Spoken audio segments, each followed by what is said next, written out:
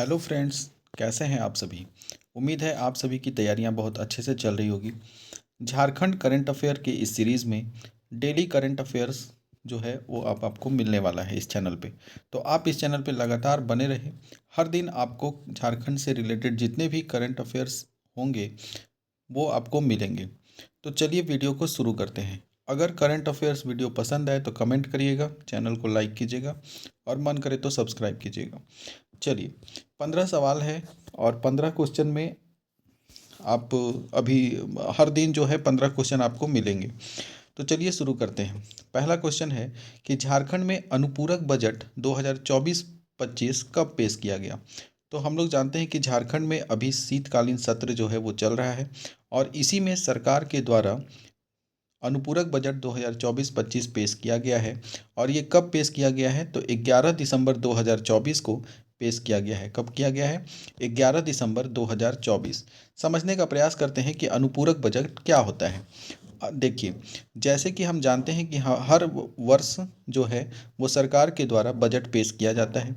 Budget जिसमें आय और व्यय का लेखा जोखा होता है, पैसा किधर से आएगा, कहाँ खर्च करना है, ये सभी चीज़ें सरकार बजट में ब्यौरा बताती है। लेकिन ये जो बजट है हर वर्ष मार्च के महीने में पेश किया जाता है। और अभी सरकार तुरंत जीत करके चुनाव आई है, तो अगले 3 महीने का जो समय है, दिसंबर, जनवरी, फरवरी, वो सरकार जो है किस प्रकार से करेगी। उसको पैसे का ब्यौरा देना पड़ेगा, पैसा चाहिए होगा अपना सरकार चलाने के लिए। तो इसके लिए जो है वो बीच में इमरजेंसी बजट पेश करती है, जिसे अनुपूरक बजट कहते हैं। ठीक है, तो ये अभी पेश किया गया है 11 दिसंबर 2024 को। चलिए अब चलते हैं अगले दूसरे सवाल पे। दूसरा क्वेश्चन है कि झारखंड में कुल कितने करोड़ रुपए का अनुपूरक बजट की पेश किया गया है। अभी झारखंड में जो पेश हुआ है अनुपूरक पूरक बजट, वो कितने करोड़ रुपए का पेश हुआ है।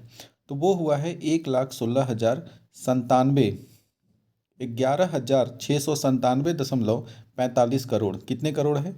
11,697, 11,697.45 करोड़ रुपए का पेश किया गया है। ठीक है, आगे चलते हैं अगले सवाल में कि अनुपूरक बजट किसके द्वारा पेश किया गया है। अनुपूरक बजट जो पेश किया गया है वो किसके द्वारा? तो हमारे जो झारखंड के नवनियुक्त वित्त मंत्री हैं, राधा कृष्ण किशोर, इनके द्वारा अनुपूरक अनुपूरक बजट सदन में पेश किया गया है। ठीक है, आगे चलते हैं। इस बजट में सबसे अधिक राशि का प्रावधान किस क्षेत्र में किया गया है। तो बजट में सबसे अधिक राशि जो है वो सामाजिक कल्याण विभाग जो है उस क्षेत्र में किया गया है, सामाजिक कल्याण के क्षेत्र में किया गया है। ठीक है, लगभग कितनी राशि की गई है? तो यहाँ पे किया गया है समाज कल्याण में 639053.83 लाख, 83 लाख, यानी 6,39,053.83 लाख रुपए समाज कल्याण के द्वारा किया गया है। समाज कल्याण में इतनी राशि क्यों की गई है?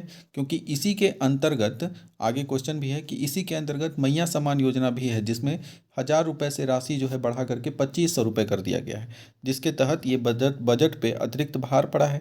तो ये जो है समाज कल्याण के द्वारा ही नियंत्रित किया जाएगा, मैया सम्मान योजना। तो इसलिए इसकी बजट राशि जो है वो अधिक हो गई है। आगे चलते हैं, समाज कल्याण विभाग के लिए कितने प्रतिशत राशि का प्रावधान किया गया है। तो कुल बजट राशि का 54 दशमलव कुल बजट राशि का 54.63% जो है वो समाज कल्याण के क्षेत्र में किया गया है। कितना प्रतिशत? तो 54.63%। आगे चलते हैं कि बजट का राजस्व खर्च के की राशि कुल कितने रखी गई है। राजस्व खर्च में कुल कितनी राशि की गई है। राजस्व खर्च का मतलब होता है जैसे कि पेंशन, ये सब जो होता है वो राजस्व खर्च के अंतर्गत आती है। तो पेंशन जो है वो मतलब जिसमें राजस्व खर्च में सरकार कोई निर्माण प्रक्रिया नहीं करती, जैसे रोड बनाना, बिल्डिंग बनाना, फैक्ट्रियाँ बनाना, मशीनें खरीदना, ये सभी चीज़ें राजस्व खर्च नहीं है, वो कहलाएगा पूंजीगत खर्च। तो राजस्व खर्च में केवल पैसा जो सरकार देती है, बांटती है, उसमें होता है। जैसे कि पेंशन देना, अभी मैया सम्मान योजना के तहत जो देगा वो राजस्व खर्च हो गया। तो राजस्व खर्च में जो वेतन दिया जाता है वो सभी चीज़ें राजस्व खर्च के अंतर्गत आती है। उसके लिए सरकार 11,254.45 करोड़ रुपए राजस्व खर्च की राशि रखी है, तय की है।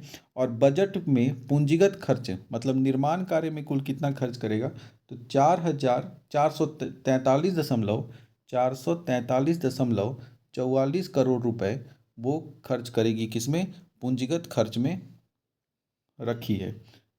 आगे चलते हैं। मुख्यमंत्री मैया सम्मान योजना की राशि 1,000 से बढ़कर कितने करने की घोषणा की गई है। तो इलेक्शन के समय ही देखे होंगे सरकार ने इसके बारे में घोषणा कर दी थी कि 1,000 रुपया जो है उसको बढ़ा करके दिसंबर महीना से 2,500 रुपये की राशि कर दी जाएगी। तो इसके तहत 2,500 रुपये राशि दी जाएगी।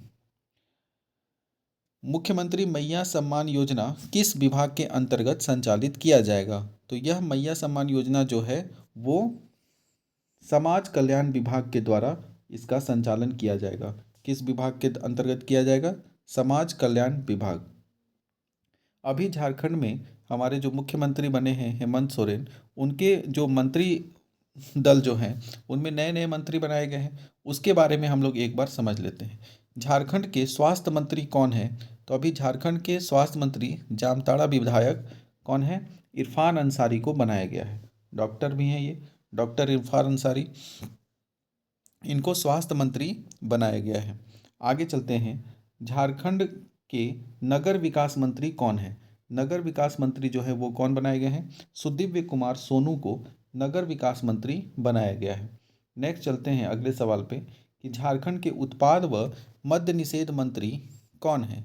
तो झारखंड के उत्पाद व मद्य निषेध मंत्री जो हैं योगेंद्र प्रसाद को बनाया गया है। किसे बनाया गया है, योगेंद्र प्रसाद। ठीक है।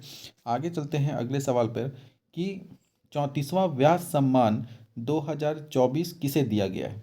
ये थोड़ा झारखंड के साथ साथ हम लोग कोशिश करेंगे कि जो इम्पोर्टेंट पुरस्कार है या फिर जो करंट जो सेंट्रल के तरफ से जो इंडिया का जो इम्पोर्टेंट करंट अफेयर है उसे भी कवर करने का, खेल के तरफ से कुछ सवाल लेने का कोशिश करेंगे हर दिन।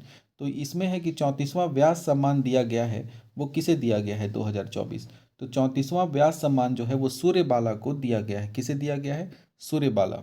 2016 में इन्होंने एक पुस्तक लिखा था, उसका नाम था कौन देश को वास वेणु की डायरी। कौन देश को वास वेणु की डायरी। इसके लिए इन्हें 2024 में पुरस्कार दिया गया है। सूर्यबाला को उनके अगला सवाल है 14वां नंबर कि सूर्यबाला को उनके किस उपन्यास के लिए 34वां व्यास सम्मान दिया गया है। तो उनकी पुस्तक जो है कौन देश को वास वेणु की डायरी, इसके लिए उन्हें दिया गया है। नेक्स्ट चलते हैं। व्यास सम्मान किस संस्था के द्वारा दिया जाता है। हर वर्ष व्यास सम्मान दिया जाता है। तो यह व्यास सम्मान किसके द्वारा दिया जाता है, तो ये के बिरला फाउंडेशन के द्वारा दिया जाता है। किसके द्वारा व्यास सम्मान दिया जाता है, तो के बिरला फाउंडेशन। और इस वर्ष 2024 का व्यास सम्मान किसे मिला है, सूर्यबाला को मिला है। ठीक है। आगे चलते हैं। अब इसमें बताइए के बिरला फाउंडेशन के द्वारा व्यास सम्मान में क्या दिया जाता है। तो इसमें 4 लाख रुपए दिए जाते हैं। कितने, 4 लाख। ठीक है, 4 लाख रुपए और एक प्रशस्ति पत्र दिया जाता है। नेक्स्ट चलते हैं। फुटबॉल महिला विश्व कप 2027 की मेजबानी पहली बार किस देश को मिली है। तो फुटबॉल महिला विश्व कप 2027 की मेजबानी फीफा के द्वारा घोषित किया गया है और ये पहली बार ब्राज़ील को दिया गया है। किसको दिया गया है, महिला विश्व कप की मेजबानी करने का। याद रखिएगा, पुरुष विश्व कप तो वहाँ होते ही रहता है, उसे देख करके ही फीफा ने ये निर्णय लिया है कि वहाँ पर महिलाओं के विश्व कप भी करवाए जा सकते हैं और इसलिए ब्राज़ील को 2027 की मेजबानी दिया है।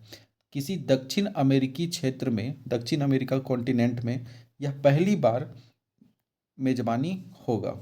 ठीक है, फुटबॉल विश्व कप का आयोजन दक्षिण अमेरिका में पहली बार होगा और ब्राज़ील में महिला विश्व कप में पहली बार होगा। समझ गए। तो ये आज के 16 प्रश्न थे। उम्मीद है कि प्रश्न आपको अच्छे लगे होंगे।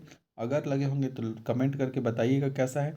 इसी प्रकार का रेगुलर वीडियो आपको मिलते रहेगा और करंट अफेयर्स का रोज़ आपको वीडियो मिलेगा, जिससे आपके झारखंड की तैयारी अच्छे से चले, झारखंड के करंट अफेयर आपको अच्छे से मिलते रहे। धन्यवाद।